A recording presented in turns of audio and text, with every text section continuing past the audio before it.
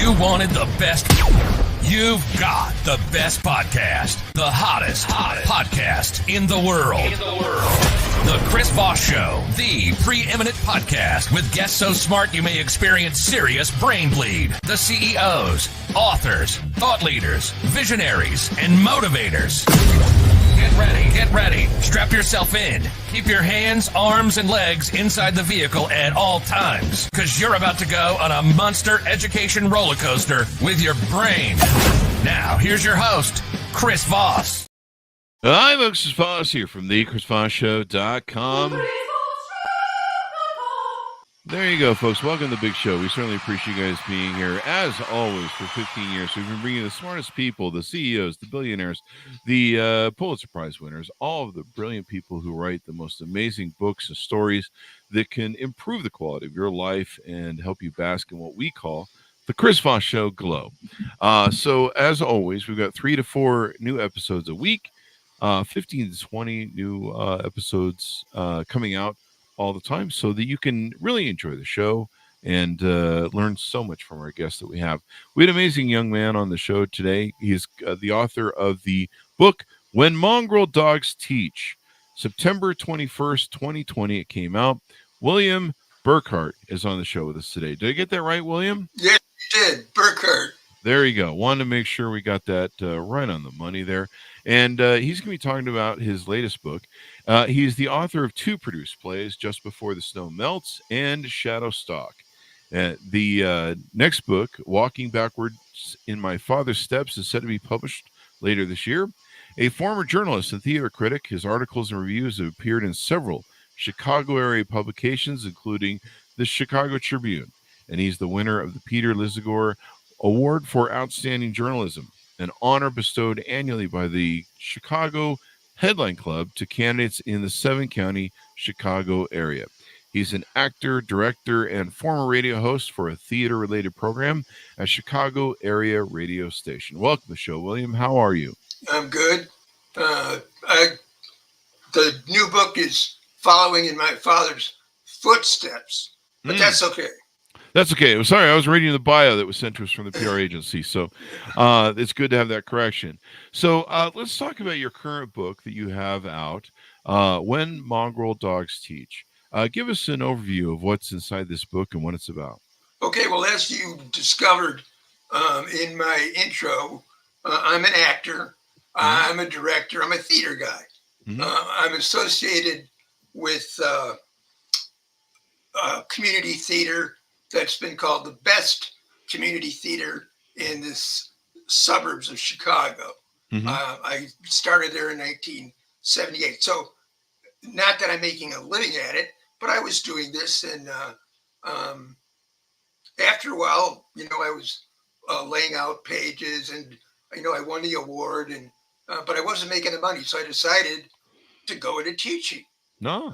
And, I've been to parties and things. I don't know if people go, teachers, they all they do is work 9 months. They get the summer off. They make all this money, blah, blah, blah, and I was there. Yeah. But then I thought, well, why not do it? I mean, it sounds, like a great gig. Yeah. So I, found out that because I was 44, I was coming in at the low end of the pay scale. And I had all this worldly experience. I was a director. I was a journalist. The local principal said, I'd hire you in a minute. So I headed off to, I had to go back to school to pick up a few classes to get endorsed. I mean, I'm sitting there January 30th at a newspaper. February 2nd, I'm at college. I'm in a class called Music of the World. And everybody's stoned, okay? And I'm like, what have I done to myself? I actually started to tear up. We were studying the Nepalese Banka Yanka or something. And I had to take a multicultural class. The religions of the world was not available. So I ended up with music of the world. And I'm thinking, what is going on? Anyway, I get through that. I do my student teaching. I do classes in secondary education. which, by the way, I would like to say, my book, When Wild Dogs Teach, a great audience for it are people who are studying to be teachers or people who are teaching people to be teachers, because it's real life stuff that happened to me with some exaggeration, and I put that in. Now let me start. I go in. I got an interview. Good school, and the guy goes, "Would you take a skills class?" And I go, well, "What's a skills class?" He says, "Well, you might have to go a little slower." I go, "Okay, I could do that." And I get the printout of my class, and there's 17. Now that's great because I was told there was a minimum or 30 is what you normally get, and I had 17. Mm-hmm. Well, when I got there, it took me 3 weeks to figure out that every kid in there was behavioral disabled. Oh, no. That means, and it's all of them. Mm-hmm. Just 1 or 2. I had 2, what they call them BD classes, Mm-hmm. but I'm supposed to teach them, the outsiders by S.E. Hinton. Anyway, every day was a fight. There was food flying. I had a pen thrown at my head. One day I just took the podium, it crashed it to the floor, and said, "What the fuck is wrong with you people?" Okay. And all these kids go, "Oh, we're just, teach us, teach us." I just sat there. And looked at them. Mm-hmm. Well, I went around, I got to the dean. I showed him my list of students. They go, "All these kids are in the same class?" Because they knew him. I said, and they go, and I go, "And I'm a first-year teacher." And the person just cried. I mean, and this is somebody high up. Wow. And then, they say, "Call home." I'm filling out referral sheets. Call home, call home. Yeah, the parents are going, "Can't you do anything with them?" I go, "It's your kid. You raise them. I'm not raising your kid. I'm trying to educate your kid." Mm-hmm. Anyway, the principal came in and observed, says, "You got to call these kids' mothers every night." And I'm thinking, this is not what I signed up for, Anyway, the last day comes. We finish, and the whole class gets up and assassinates me with silly string. Oh, wow. Boom, boom, boom, boom, boom. That's silly. And I, of course, I freak, but then it's silly string, Yeah. And so I go to the principal. He goes, "That's the only way they could thank you. That was the only way. You did reach them." And I thought, okay, fine. Anyway, when I interviewed, I wanted to teach either journalism or theater. Mm-hmm. That's what my background was in. In fact, you have to get endorsed. I was not endorsed in journalism, even though I had been a professional award-winning journalist. So Mm-hmm. I had to go take, intro to journalism. I was teaching the class. But finally, the day came at the end of it, and the teaching job opened for drama. The lady just left, in fact. And all the kids who knew me went down to the lady in charge and said, hire him, hire him. So I went in, and they go, "What's your experience?" Well, I pull out a resume that makes it look like I've been, Laurence Olivier. I mean, it's this long. Granted, it was a community theater, but she didn't know the difference between Steppenwolf, Goodman, so I went in at the highest level. They give you a stipend, like the cross country coach gets extra stipend. The band leader gets a stipend. Well, the drama guy gets a stipend, and I came in at the top.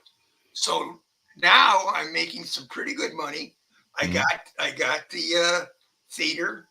We do a play called the Laramie Project, which is based on the Matthew Shepard murder in Laramie, Wyoming. Gay student. They tied him to a fence. I don't know if you. Oh, yes, I'm familiar with that story. Right. Sadly. And so the kids jumped all over it. Now, this is like about 2001. Okay. And they were all afraid. They won't let us do this.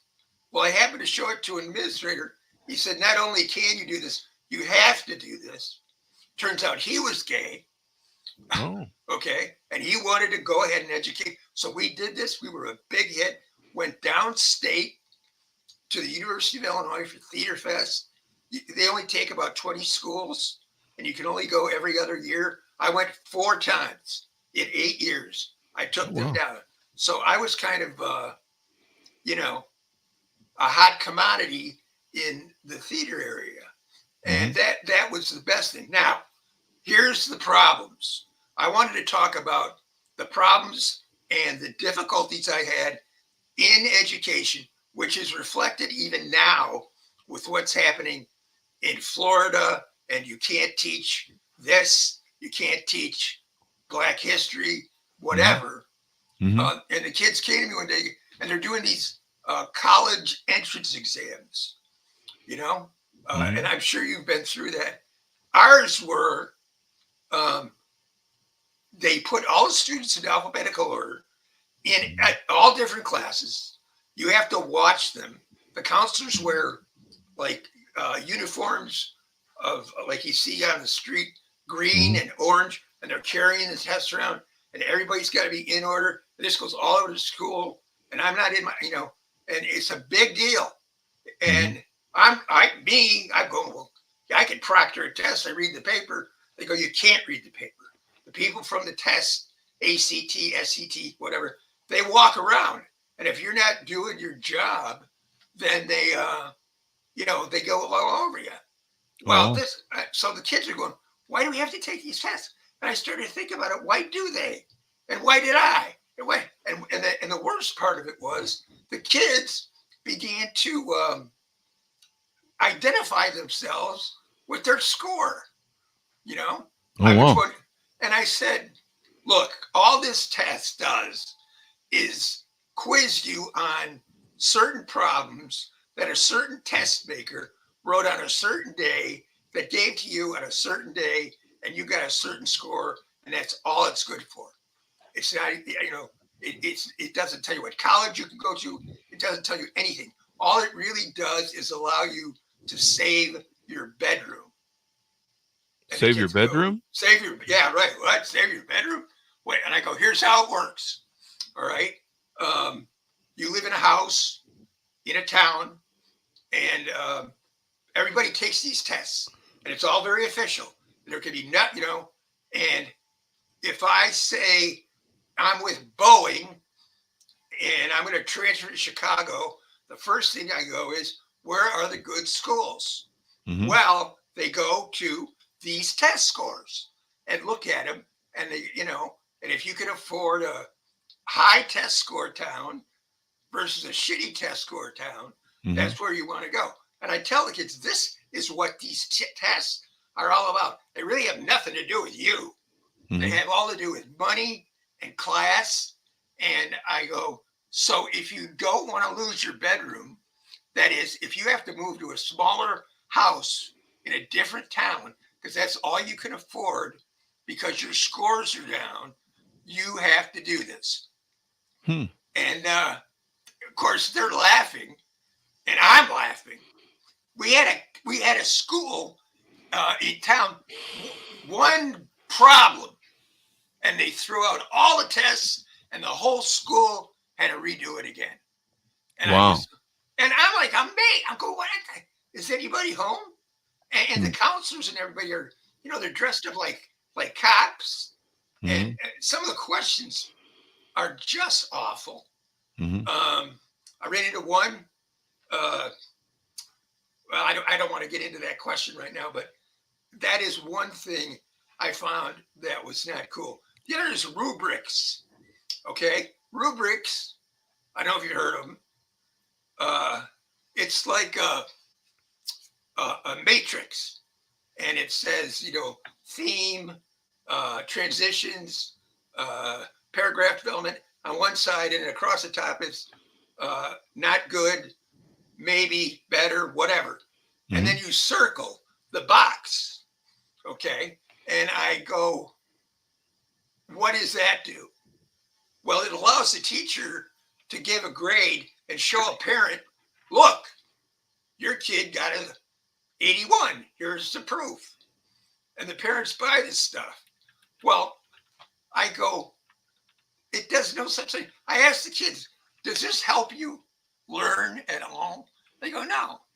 So I told very vocally, people who use rubrics don't know how to teach. Oh, wow. Okay. And I had kids whose lives changed because of the way I taught.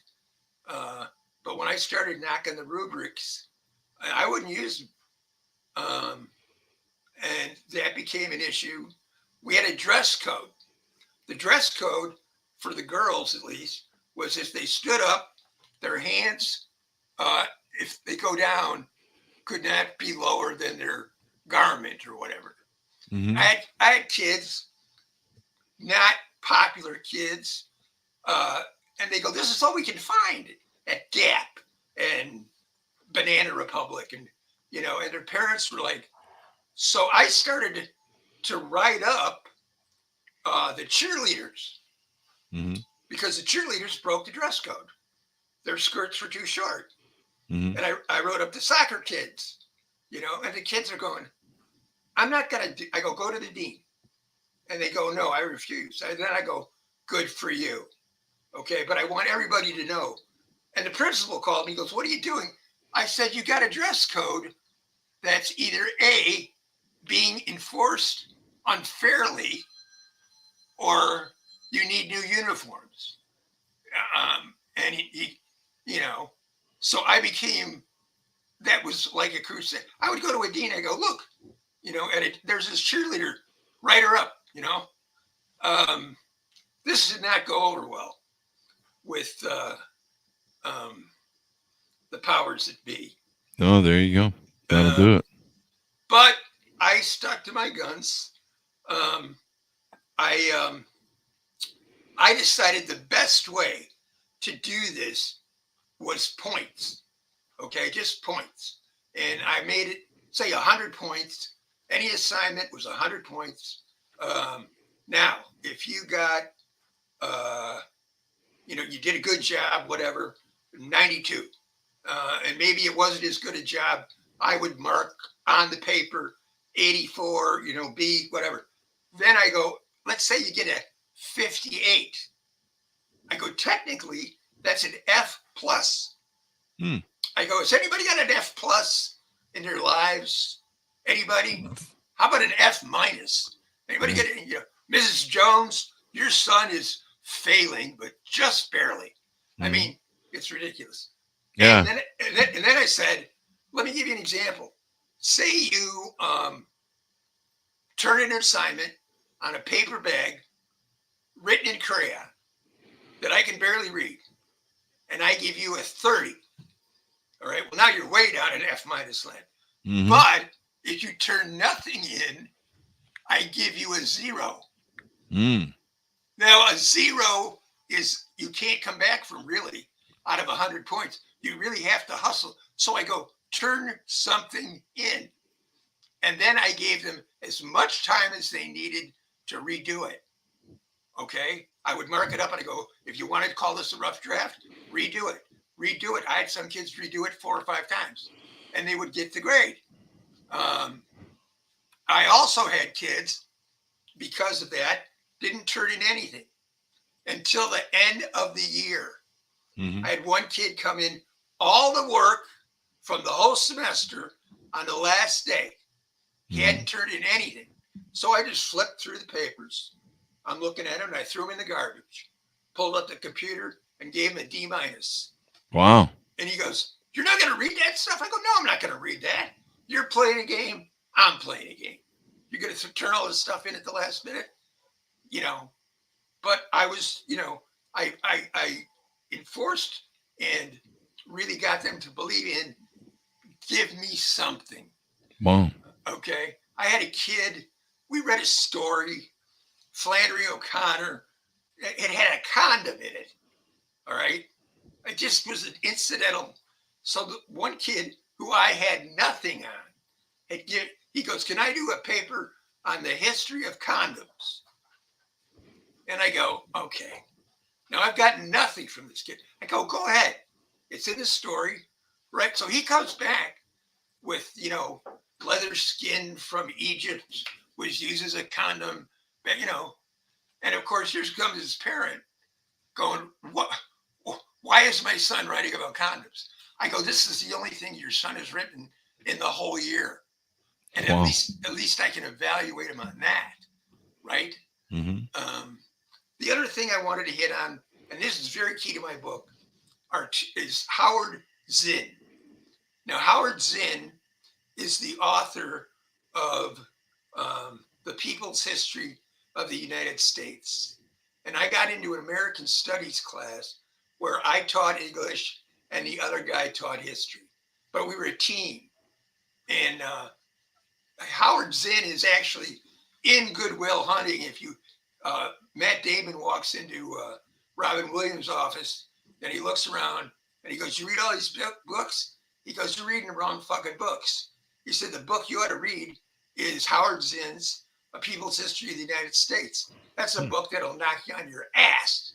Okay. So we taught Howard Zinn, which, man, today, I'm surprised. I mean, the Columbus passage was all about genocide. Mm-hmm. All of it. Nothing about Christopher. There was another book, Christopher Columbus Navigator by Elliot Morrison from Harvard. Big deal book. Talked about how he could, sail and all this. One sentence about genocide. Zinn said, I'm going to write nothing but genocide. So he focused on the underdog, the disenfranchised. And that's how we taught. The American Revolution chapter was called a kind of revolution. And the reason it was is because then it's just, look, the colonies are like a Cadillac. They're running, they're smooth, and the keys are owned by King George. So a bunch of rich guys named Madison, Jefferson, Washington, Hamilton, they get their buddies together and they steal the keys. End of story. Most of the people, nothing changed. The people who fought the revolution and were promised money, many of them didn't get it. They started a rebellion in 1786 called Shays' Rebellion. That's what Howard Zinn leads with when he talks. He brings up Shays' Rebellion. Why? Because in 1786, think your dates, were 1 year from the Constitution. What happened was some guys rioted. They locked them up and told the militia to go down there and, discipline. Well, they turn out it's all their friends. Oh, wow. And they go, I'm not going to do this. So the next time the militia came, it was a guy from Georgia, a guy from North Carolina, a guy from Vermont, in a central army. The Constitution in 1787 was created because of Shays' Rebellion. Wow, that's amazing. And that's how Zinn teaches it. Okay. Now, wow. Can you imagine this with in Florida right now? With probably not. No, so, probably not. But that's what I'm concerned about. Okay, and what is that exactly? What are you concerned about exactly with that? Well, what we teach our children, we're teaching them things that are not true. Oh, wow. We are running away from the truth about race in this country, and race in this country is absolutely necessary. And they're trying to get rid of what they were trying to get Huck Finn. They wanted to get rid of Huck Finn. Mm-hmm. I loved Huck Finn. Yeah. But the problem is 240 N-words. Okay. And the black students, they were all afraid we were going to riot if we taught Huck Finn. And I said, no, there's a way to do this. And people were going, I can't teach Huck Finn. And then I said, well, then you're a crappy teacher because there's a way to do this. Because it turns out that Huck Finn, at the end of the book, who has been taught from his first days that if he doesn't turn Jim in, he's going to go to hell. No. And this was set in 1850. Twain wrote it in 1884. Now, if you are a kid at that time and told you're going to go to hell, means a lot different than today, because back then you were going to go to hell. And Huck says, all right, I'll go to hell. He rips up the note to turn in Jim, and he's the one who changes. He's the one who represents humanity and seeing and overcoming the burdens of what he's taught, because he's been taught wrong. And the same thing is going on today. There you go. So what do you, as we round out the hour, let me ask you my final question. What do you hope people come away from reading your book? Well, what I hope they come away from is, one, if they're going to be a teacher, they have to understand certain things. And I have questions at the end of the book about, for example, if you're in a school and they tell you you can't use this book, find out. If it's a book you want to use, find a way to get it in. Assert your rights, but be aware of what districts are doing and try to change. The most important thing to come away from my book is that teaching changes lives. I had parents calling me saying, my son is reading your book. He hasn't read a book ever. And he's reading The Great Gatsby at night. I go into his room. He goes, my teacher really makes this book come alive. I think I want to be a writer. And the mother, who was a third grade teacher, thanked me. And she said, I've been trying to, but somehow the way you teach really got this child inspired. And I've had many incidents of that. That's awesome. That's awesome. So we've got to round out the show. So thank you for coming on. Give me your .com so people can find you on the interwebs and get to know more about you. Well, the book is with Amazon. Mm-hmm. It's rated there. I didn't understand what you said. My comms. Any .coms you have? Any websites that you have that you want people to go to? Just go to Amazon.com and type in my name. Mm-hmm. Right now, though, I am working with Blackstone. Yes. And that's why I'm with you, actually. Mm-hmm. And they have an idea, and I'm with them to try to maybe get it into colleges.